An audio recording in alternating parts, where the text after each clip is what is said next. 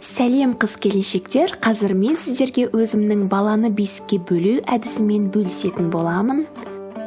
Ең бірінші бесігімізге зәр шығаратын тостақты қоямыз, ал бас жағындағы тұрған Құран кітаптар баланы жын-перілерден сақтап тұрсын деп қойған әдісім болатын. Одан кейін көрпемізді жаямыз, жастығымызды жаямыз. Одан соң аяғын орайтын жөргекті төсейміз. Одан соң денесін орайтын жөргекті төсейміз.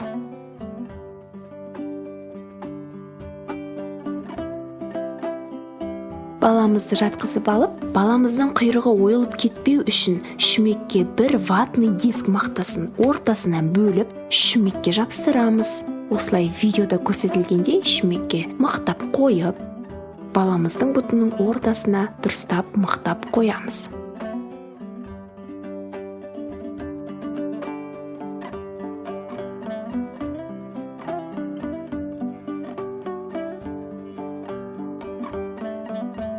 Одан соң жөргекті аяғына мықтап орап, тартпа бауын тізесіне мықтап байлап қоямыз.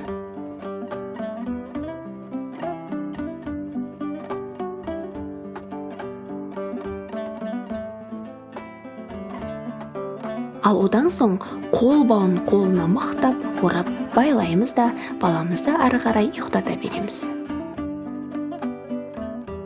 Бесікке жатқан баланың ұйқысы тыныш, желдің өтінен, жердің сызынан сақтайтын нағыз қорғаныш деп білемін.